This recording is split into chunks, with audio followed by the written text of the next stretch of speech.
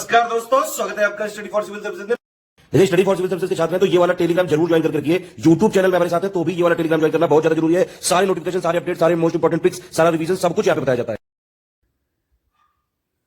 दोस्तों, पॉलिटी की लिस्टिंग का ये पूरा सीक्वेंस लगातार चल रहा था। इसमें कई सारे वीडियो लेक्चर आपने पीछे देखे हैं। अब हमें देखना है एनआरआई, पीआईओ और ओसीआई कार्ड होल्डर्स के बारे में। ये कार्ड होल्डर्स जो होते हैं, इनकी आपस में हम तुलना करेंगे और ये देखेंगे कि इनमें मेन अंतर क्या है, मूल फर्क क्या है। साथ ही साथ हम इनकी परिभाषा भी जान लेंगे, मतलब एनआरआई किसको कहा जाता है, ओसीआई कार्ड होल्डर क्या होता है। इसके अलावा ये जो पीआईओ हैं ये क्या होते हैं, इनकी कौन सी कैटेगरी है या फिर कौन सा ऐसा स्टैंडर्ड होता है जिसके आधार पर ये तय किया जाता है। तो आइए शुरू करते हैं। ये टेबल जो है इसमें इसी प्रकार से लिखा हुआ है। एक तरफ एलिमेंट्स लिखे हुए हैं, मतलब उन्हीं के आधार पर हमें तुलना करनी है, और उसके बाद एक क्रम से एनआरआई, पीआईओ और जो ओसीआई है उनके बारे में दिया हुआ है। तो देखिए, इसमें नॉन रेजिडेंट इंडियंस जो होते हैं, नॉन रेजिडेंट इंडियंस होते हैं, उनको एनआरआई कहा जाता है। ये शॉर्टकट उसका है एनआरआई, और फुल फॉर्म आप यहाँ पर देख रहे हैं। और ये होते कौन है, कौन शब्द यहाँ लगा है ना, इसी के आधार पर पहले तुलना करेंगे। तो ये व्यक्ति ऐसे होते हैं जो कि साधारणतः भारत से बाहर रहते हैं, मतलब अक्सर ये भारत से बाहर ही रहते हैं, और इनके पास भारत का पासपोर्ट होता है, यानी ये भारत में आ जा सकते हैं आराम से। तो वो चीज़ें इनके साथ होती हैं, और इन्हें कहते हैं एनआरआई, मतलब an Indian citizen who is ordinarily presiding outside India and hold an Indian passport. इसके बाद आप देख रहे हैं पर्सन ऑफ इंडियन ओरिजिन, यानी भारतीय मूल के जो व्यक्ति होते हैं उन्हें पीआईओ कहा जाता है। उसका जो फुल फॉर्म है वो यहाँ पे आपने देखा।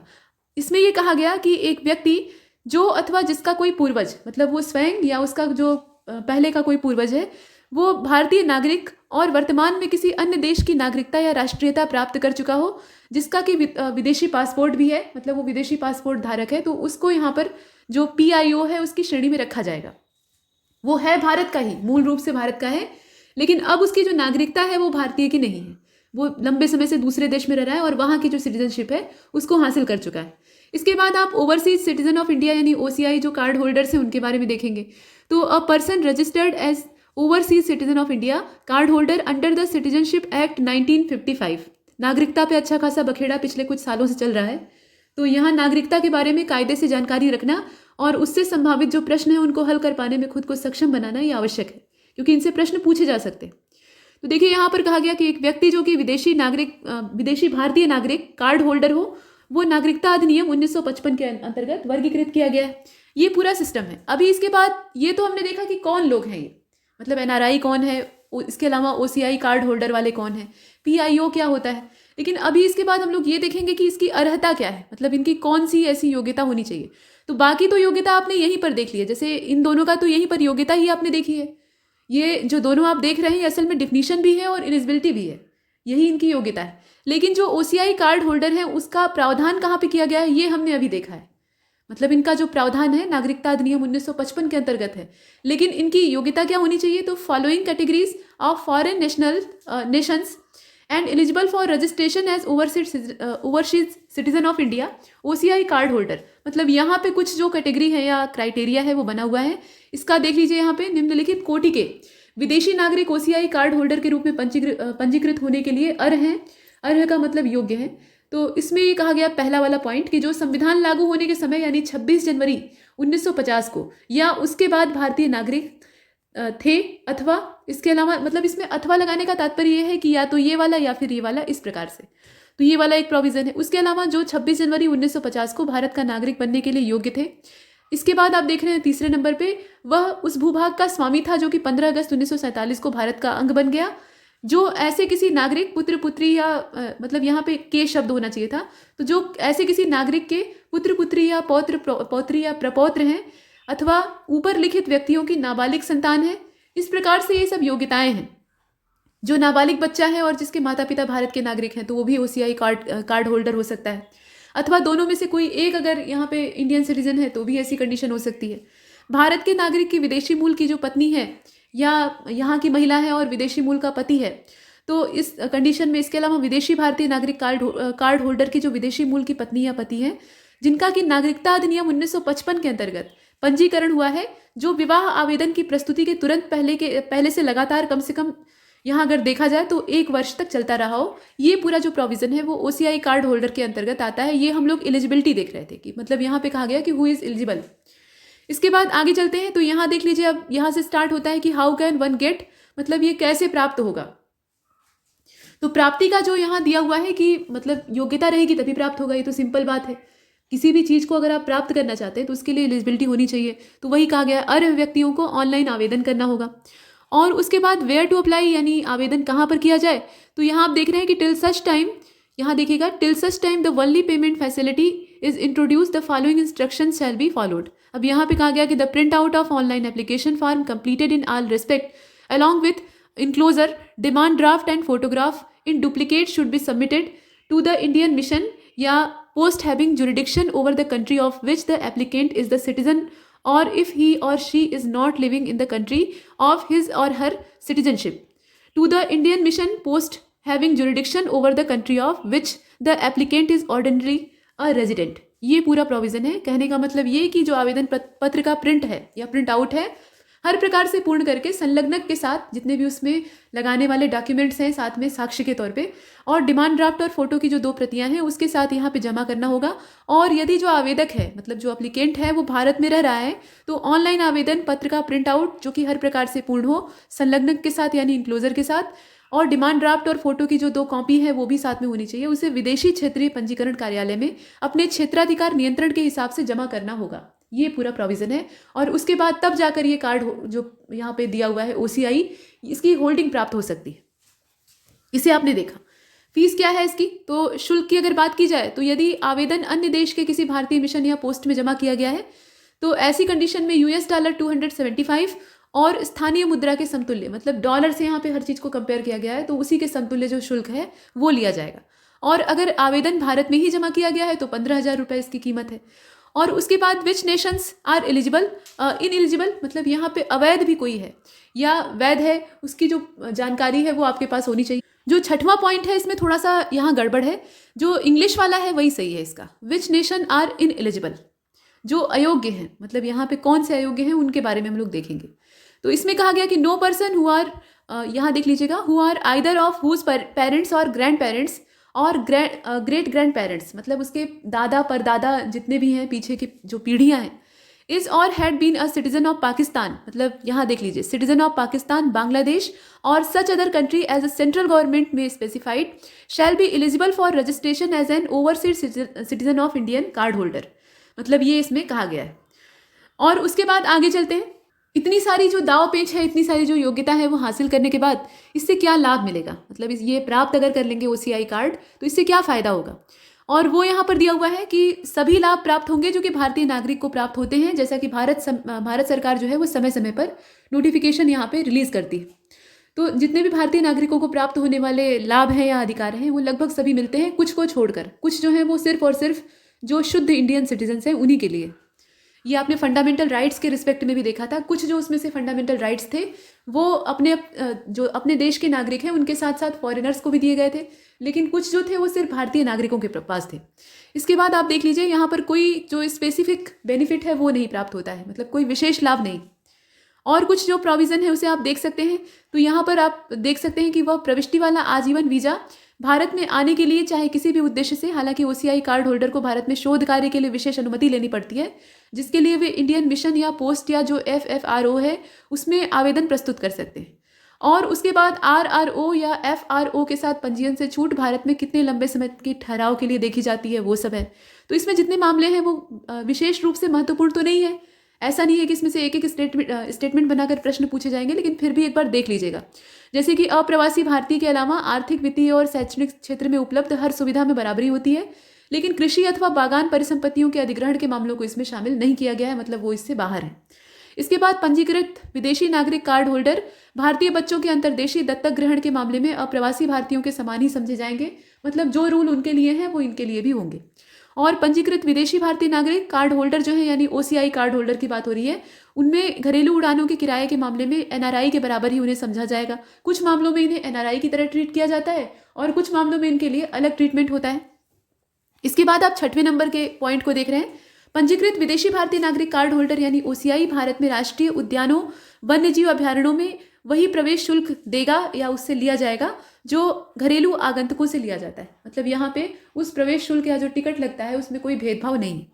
इसके बाद नेक्स्ट यहाँ आप देख रहे हैं अप्रवासी भारतीयों के साथ निम्नलिखित में से जो संबंध है उसमें सफलता, जैसे कि राष्ट्रीय संग्रहालयों, ऐतिहासिक स्थलों आदि के बारे में प्रवेश शुल्क और निम्नलिखित व्यवसाय करने के लिए प्रासंगिक कानूनों के प्रावधानों का पालन करते हुए जो करने की स्वतंत्रता है वो दी हुई है। जैसे कि डॉक्टर के तौर पे काम करना, डेंटिस्ट, नर्स, फार्मासिस्ट, मतलब जो मेडिकल सर्विसेज हैं उसमें। इसके अतिरिक्त वकील, architect, chartered accountant, all India pre medical test और अन्य परीक्षाओं में अर्हता प्राप्त करने हेतु भाग लेना और प्रासंगिक कानूनों के निहित जो प्रावधान है उसके अधीन कार्य करना, ये पूरा जो है इसकी योग्यता या इसकी जो सुविधा है वो यहाँ पर इन कार्ड होल्डर्स को प्राप्त होती है। इसके बाद आगे चलते हैं। तो यहाँ आप देख लीजिए कि जो तीनों अलग अलग कैटेगरी बनी हुई थी उनको भारत में आने के लिए वीज़ा की आवश्यकता है या नहीं, ये कभी कभी प्रश्न पूछा जाता है। मतलब इसमें स्टेटमेंट बना के कुछ कंडीशन दी जाएंगी और उन कंडीशन में से आपको पहचानना होगा और वो टर्म आपको क्लियर होगा तभी आप पहचान सकते हैं कि किसको वीज़ा की ज़रूरत होती है, किसको नहीं होती है। तो यहाँ पर 9वें नंबर का पॉइंट आप देख रहे हैं और 8वां देख रहे हैं। सबसे पहले 8वें को देखते हैं, जो 8वें में वीज़ा के बारे में कहा गया है। यहाँ देखिए, जो यहाँ पे NRI हैं उनके बारे में अगर देखा जाए तो उन्हें आवश्यकता नहीं है। हाँ, जो इसमें मूल रूप से भारतीय मूल के व्यक्ति हैं उनके लिए आवश्यकता होती है और जीवन भर बिना वीज़ा के भारत आ जा सकते हैं। ये जो है ये OCI कार्ड होल्डर है, यहाँ आपने देखा।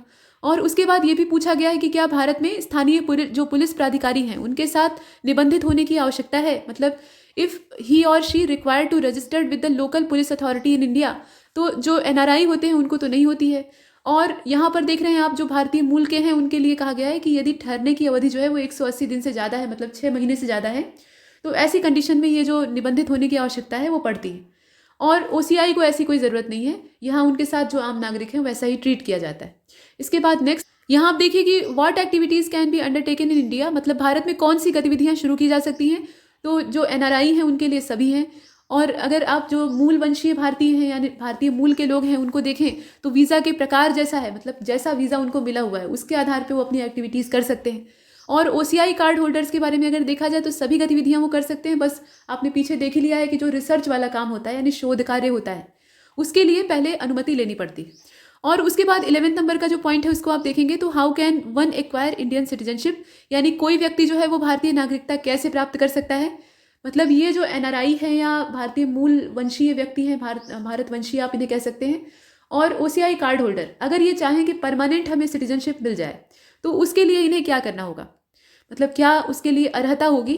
तो पहली चीज़ ये है कि वह एक भारतीय नागरिक है, तो इस आधार पे वो नागरिकता को प्राप्त कर सकता है। लेकिन रहने का जो अवधि होती है वो भी इसमें शामिल है। यहाँ नागरिकता के अन्य प्रावधानों को हम नहीं देख रहे हैं, यहाँ सिर्फ कैटेगरी वाइज देख रहे हैं। तो यहाँ देख लीजिए, नागरिकता अधिनियम 1955 के अनुसार उसे पंजीकरण की आवेदन की तिथि से, यहाँ देख लीजिएगा, पंजीकरण करने की आवेदन की तिथि से 7 वर्ष पहले तक साधारणतः भारत में निवास करना चाहिए। 7 साल पहले से वो भारत में रह रहा है तभी जाकर वो एलिजिबल होगा, अदरवाइज नहीं। इसके बाद आप लास्ट वाला यानी OCI वाला देख रहे हैं। तो नागरिकता अधिनियम 1955 के हिसाब से कोई व्यक्ति अगर ICI कार्ड होल्डर के रूप में 5 वर्ष से पंजीकृत है, OCI के बारे में कहा गया है, तो अगर वो 5 साल से रजिस्टर्ड है तो नागरिकता का पंजीकरण आवेदन से पहले लगातार 12 माह तक साधारणतः भारत में निवास करने की जो योग्यता है उसके आधार पर किया जा सकता है। ये पूरा मामला हमने देखा। यहाँ पर कुछ जो न्यायाधिकरण है यानी ट्रिब्यूनल है उनके बारे में देख लेते हैं। और ये inter state water dispute tribunals हैं, मतलब जो अंतर्राज्यीय जल विवाद होता है। नदी किसी एक राज्य से निकलती है और उसके बाद कई राज्यों से होकर बहती है, तो ऐसे में उसके जल के इस्तेमाल को लेकर आपस में विवाद होता है, मतलब कौन ज़्यादा या कौन कितना उसके पानी को यूज़ करेगा। तो इस विवाद के निपटारे के लिए फिर बड़े बड़े मामले आते हैं और लंबे खिंचते हैं। तो इसमें जो कोर्ट होती हैं जैसे कि हाई कोर्ट या सुप्रीम कोर्ट या जो निचले न्यायालय होते हैं, वहाँ पहले से ही मुकदमों का बोझ बहुत ज़्यादा होता है, फाइलों का ढेर होता है। और अगर ये वाले मामले भी उसी में घुस जाएंगे, इस प्रकार के जो ट्रिब्यूनल वाले मामले हैं, तो समस्या ये होगी कि न्याय समय से नहीं मिल पाएगा। तो इसीलिए अलग से न्यायाधिकरण स्थापित किए जाते हैं जो कि स्पेशली इन्हीं मामलों को देखें, जिसके लिए उनको बनाया गया है। तो यहाँ पर आप देखेंगे नाम, यानी जो यहाँ पे ट्रिब्यूनल बने हुए हैं उनके नाम देखेंगे, उनकी स्थापना या उनका जो सेटअप होता है वो कब होता है वो देखेंगे, और कौन कौन से राज्य इसमें इन्वॉल्व है वो देखेंगे। इनसे प्रश्न बनते हैं, ये काफ़ी ज़्यादा महत्वपूर्ण है, ध्यान से देखिएगा। तो कृष्णा नदी जल विवाद न्यायाधिकरण ये आप देख रहे हैं। और ये जो कृष्णा नदी जल विवाद न्यायाधिकरण है ये 1969 में स्टैब्लिश होता है या सेटअप इसका होता है। इसमें जो शामिल राज्य हैं वो महाराष्ट्र, कर्नाटक और आंध्र हैं। ध्यान दीजिएगा, महाराष्ट्र, कर्नाटक और आंध्र। इसके बाद गोदावरी वाटर डिस्प्यूट ट्रिब्यूनल यानी गोदावरी जल विवाद न्यायाधिकरण 1969 का ये भी है। इसमें महाराष्ट्र, कर्नाटक, इसके अलावा आंध्र प्रदेश, मध्य प्रदेश और उड़ीसा ये राज्य शामिल है। इसके बाद नर्मदा जल विवाद न्यायाधिकरण की अगर बात करें तो इसमें राजस्थान, गुजरात, मध्य प्रदेश और महाराष्ट्र ये जो राज्य हैं वो इन्वॉल्व है। 1969 इसकी भी डेट है। इसके बाद आप नीचे देख लीजिए Ravi and Beas water dispute tribunal, तो इसमें जो शामिल राज्य हैं वो पंजाब, हरियाणा और राजस्थान है। 1986 में इसका सेटलमेंट होता है। Next, Kaveri water dispute tribunal यानी कावेरी जल विवाद न्यायाधिकरण, ये कर्नाटक, केरल, तमिलनाडु और पुडुचेरी के बीच में चल रहा है। 4 राज्य हैं, ध्यान दीजिएगा। इसके बाद आगे चलें, 1990 की ये डेट थी। यहाँ पर कृष्णा जल विवाद न्यायाधिकरण नंबर 2, पहले हमने जो देखा था वो नंबर 1 था। अभी जो दूसरा वाला है ये 2004 में सेटअप होता है यहाँ पे, चूंकि पहले वाले से मामला सुलझता नहीं दिख रहा था। कर्नाटक, महाराष्ट्र और आंध्र, ये जो राज्य हैं वो इसमें इन्वॉल्व हैं। वंशधारा जल विवाद न्यायाधिकरण 2010 का है, ओडिशा और आंध्र इसमें शामिल हैं। महानदी जल विवाद न्यायाधिकरण की अगर बात करें तो 2010 का ये भी है, गोवा, कर्नाटक और महाराष्ट्र इसमें शामिल हैं। महानदी जल विवाद न्यायाधिकरण की अगर बात करें तो 2018 का है, ओडिशा और छत्तीसगढ़ इसमें शामिल है। यहाँ तक हमने देखा। एक और महत्वपूर्ण इसका भाग आप देख सकते हैं या एक इंपॉर्टेंट फैक्ट देख सकते हैं। यहाँ पर हम कंपैरिजन करने वाले हैं नेशनल इमरजेंसी और प्रेसिडेंट रूल की आपस में। दोनों इमरजेंसी जैसी ही कंडीशन होती है, मतलब यहाँ संवैधानिक तंत्र के विफल हो जाने की स्थिति होती है तो वहाँ पर राष्ट्रपति संकट होता है। दोनों ही स्थितियाँ घातक हैं, लेकिन दोनों में अंतर क्या होता है, क्या फ़र्क होता है इनके लागू होने में, लागू होने के बाद की परिस्थितियों में? तो आइए देखते हैं। एक तरफ है नेशनल इमरजेंसी जिसका कि उल्लेख आर्टिकल नंबर 352 में किया गया है, और दूसरी तरफ है प्रेसिडेंट रूल जिसका कि उल्लेख या जिक्र जो है वो 356 में दिखाई देता है। इनके अंदर प्रोविज़न कौन कौन से हैं? तो पहला आप देख रहे हैं कि जब यह केवल तब उद्घोषित किया जाता है इसे, मतलब यहाँ पे नेशनल इमरजेंसी की बात हो रही है, इसकी जो डिक्लेरेशन है या घोषणा है वो केवल तभी होती है जब भारत अथवा इसके किसी भाग की सुरक्षा पर युद्ध, बाह्य आक्रमण या सशस्त्र विद्रोह का खतरा हो। अगर ऐसी कंडीशन क्रिएट होती है तभी जाकर इसको डिक्लेयर किया जा सकता है। It can be proclaimed only when the security of India or a part of it is threatened by war, external aggression or arm rebellion. और राष्ट्रपति शासन की अगर बात करें तो इसकी घोषणा तब की जाती है जब राज्य की, मतलब कोई भी राज्य हो भारत का, वहाँ की सरकारें संविधान के प्रावधान के हिसाब से काम नहीं कर पा रही हैं और इसी को कहा जाता है कि संवैधानिक तंत्र जो है वहाँ पे विफल हो गया है। तो इस कारण वहाँ मतलब यहाँ पे जो राष्ट्रपति शासन है वो लगता है, अर्थात वहाँ के क्षेत्र का पूरा प्रशासन ये राष्ट्रपति के हाथ में आ जाता है। मुख्यमंत्री या जो वहाँ की विधानमंडल है उसके हाथ से निकल जाता है। ये है प्रेसिडेंट रूल, और इसका कारण युद्ध, बाह्य आक्रमण और सैन्य विद्रोह नहीं होता है। अगर ऐसी कंडीशन वहाँ उस राज्य में होती है तब वहाँ इमरजेंसी लगेगी, मतलब नेशनल इमरजेंसी डिक्लेयर होगी। तो यहाँ आप देख रहे हैं, इट कैन बी प्रोक्लेम्ड, यहाँ देख लीजिएगा अंग्रेजी version, it can be proclaimed when the government of a state can not be carried on its accordance with the provision of the constitution due to reason which may not have any connection with war, external aggression and arm rebellion. इसके बाद दूसरे number का जो point है उसको देखेंगे। During its operation, यानी national emergency की बात हो रही है, तो during its operation the state executive and legislature continue the function and exercise the power assigned to them under the constitution. It effect in the centre get concurrent power of administration and legislation in the state. कहने का तात्पर्य यह है कि इसकी घोषणा जब होती है, मतलब नेशनल इमरजेंसी की, तो उसके बाद राज्य की कार्यकारिणी और विधायिका संविधान के प्रावधानों के अंतर्गत कार्य करती रहती हैं। इसका प्रभाव यह होता है कि जो राज्य की विधायी और प्रशासनिक शक्तियां हैं वो केंद्र के हाथ में आ जाती हैं। केंद्र को थोड़ा सा आउट ऑफ कंट्रोल, या आप कह सकते हैं कि थोड़ा सा निरंकुश बनाया गया है, और ये निरंकुशता संविधान की ही दी हुई है। केंद्र को ज़्यादा केंद्रित बनाया गया है, मजबूत बनाया गया है, और इसके पीछे जो पर्पज़ है वो आप जानते हैं। अगर जो सेंटर है वो मजबूत रहेगा तो जो पूरा इलाका है या पूरा देश है वो संगठित रहेगा, और अगर राज्य ज़्यादा मजबूत हो जाएंगे और केंद्र कमज़ोर हो जाएगा तो यहाँ फूट पड़नी निश्चित है। और इसीलिए ये प्रयास शुरू से ही किया जा रहा है कि एक शक्तिशाली केंद्र हो, और वो बना हुआ है। हालांकि जो केंद्र में सत्ताधारी सरकारें होती हैं वो इस अधिकार को बहुत बढ़ा चढ़ाकर और संविधान के हिसाब से ऐंठ पैंठ कर उसका दुरुपयोग करती हैं, अभी भी कर रही हैं और पहले भी करती रही हैं समय समय पर। तो ये फिर संवैधानिक संकट वहाँ भी होता है, लेकिन कोई सुनने वाला होता नहीं है। खैर, यहाँ अगर देखा जाए तो आप देखिए कि इसका प्रभाव क्या होता है। ये जो नेशनल इमरजेंसी है इसमें राज्य की कार्यकारिणी और विधायिका तो काम करती है, लेकिन जो प्रशासनिक शक्तियाँ होती हैं वो केंद्र के हाथ में आ जाती हैं। During its operation the state executive and legislature continue to function and exercise the power assigned to them under the constitution. Its effect in the center gets concurrent power of administration and legislation in the state. यहाँ जो राष्ट्रपति शासन है उसकी अगर बात करें तो ड्यूरिंग इट्स ऑपरेशन, जब इसका क्रियान्वयन होता है तो क्या होता है, तो जो स्टेट एग्जीक्यूटिव है उसको डिसमिस कर दिया जाता है। असल में राज्य में ही जो कॉन्स्टिट्यूशनल पूरा फ्रेम है वो ध्वस्त हो गया है, संवैधानिक तंत्र वहाँ असफल हो गया। तो ऐसी स्थिति में राज्य के पास जो अधिकार होते हैं वो उससे ले लिए जाते हैं, उन्हें डिसमिस कर दिया जाता है। And the state legislature is either suspended और डिसॉल्व। जो स्टेट लेजिस्लेचर होता है उसको या तो सस्पेंड कर दिया जाता है और नहीं तो डिसॉल्व कर दिया जाता है। The president administer the state through the governor. अब आप जानते ही हैं, पीछे आपने अनुच्छेदों को देख रखा है, और वैसे भी पॉलिटी में ये तो जग जाहिर बात है कि राष्ट्रपति का जो रिप्रेजेंटेटिव है वो हर राज्यवार होता है, जिसे कि राज्यपाल यानी गवर्नर कहा जाता है। तो अब ऐसी कंडीशन में जब प्रेसिडेंट रूल यहाँ पे अप्लाई हो गया है तो राष्ट्रपति खुद जाकर तो रूल करेगा नहीं, इसीलिए तो इसी दिन के लिए तो उसने अपने रिप्रेजेंटेटिव वहाँ बैठा रखे हैं। तो उसकी ओर से यहाँ जो प्रतिनिधि है वो गवर्नर होता है और वही रूल करता है। ठीक। और राज्य जो है यहाँ पे संसद जो है वो राज्य के लिए कानून बनाती है, संसद का पूरा यहाँ पे बोलबाला हो जाता है।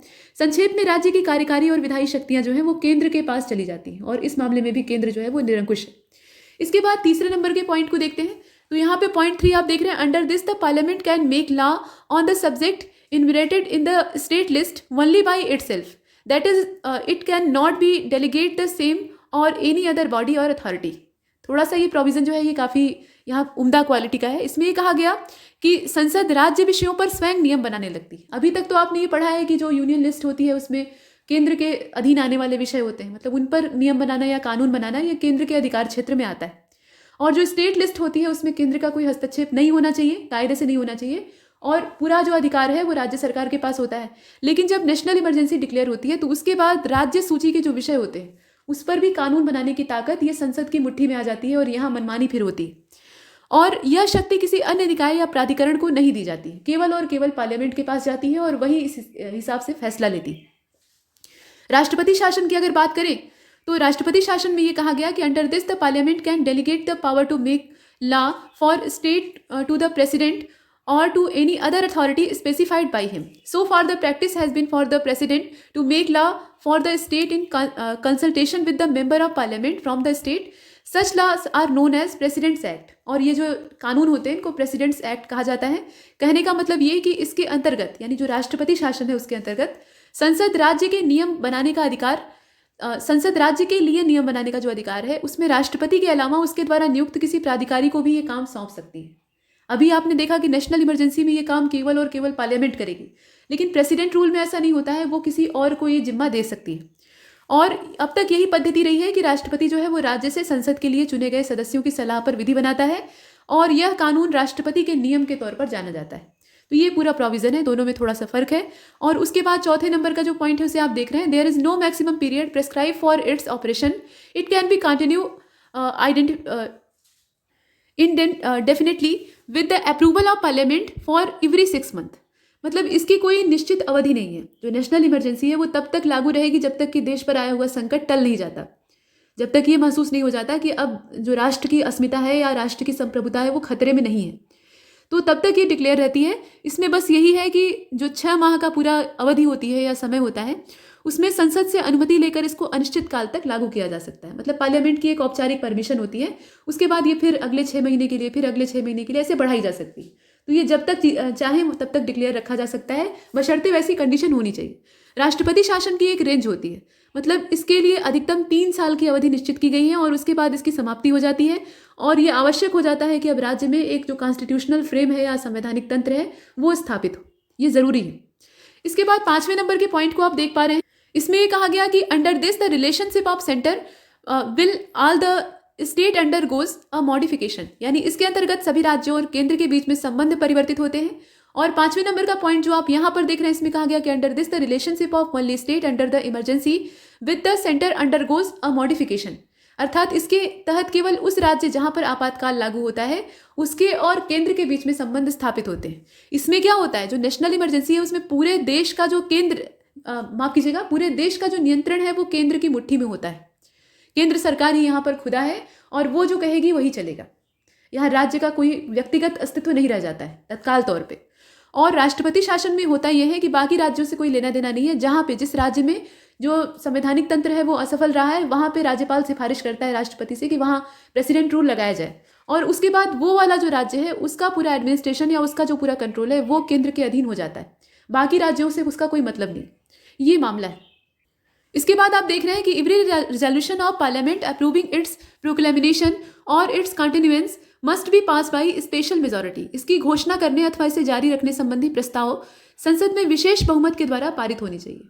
और ये नेशनल इमरजेंसी की बात हो रही है। और जो राष्ट्रपति शासन यानी प्रेसिडेंट रूल है उसकी बात करें तो इसको घोषणा करने या जारी करने संबंधी जितने भी प्रस्ताव होते हैं वो संसद में सामान्य बहुमत से पारित होने चाहिए। दोनों के लिए यहाँ पर जो पारित होने की आवश्यकता है वो आवश्यक है, मतलब यहाँ बहुमत जो मेजॉरिटी की बात हो रही है वो दोनों के लिए है, लेकिन स्पेशल मेजॉरिटी चाहिए नेशनल इमरजेंसी लगाने के लिए, और एक जो कॉमन या नॉर्मल मेजॉरिटी होती है वो चाहिए राष्ट्रपति शासन लगाने के लिए। इसके बाद आप 7वें नंबर के पॉइंट को देखिए, तो it affect fundamental rights of citizen, मतलब फंडामेंटल राइट्स जो हैं उसमें से कुछ को, केवल कुछ को छोड़कर बाकी जितने होते हैं उन्हें निलंबित कर दिया जाता है। मतलब उसमें से कुछ ही जो मौलिक अधिकार हैं उन्हीं को बचा कर रखा जाता है जो कि जीवन जीने के लिए आवश्यक है। और जो राष्ट्रपति शासन होता है उसमें आप देखेंगे कि जो नागरिक हैं उनके मूल अधिकारों से सरकार का कोई संबंध नहीं होता है, उनसे कोई लेना देना ही नहीं है, तो इसमें मूल अधिकारों का निलंबन जो है वो नहीं होता है। और 8वें नंबर के पॉइंट में लास्ट में आप यहाँ पर देख पा रहे हैं, इसमें कहा गया कि Lok Sabha can pass a resolution for its revocation, मतलब लोकसभा इसकी घोषणा वापस लेने के लिए प्रस्ताव पारित कर सकती है। मतलब ऐसा नहीं है कि यहाँ मनमानी खुली छूट दे दी गई है कि आप जब तक मन चाहे तब तक इमरजेंसी डिक्लेयर करके अपना मनमाना आचरण करते रहे।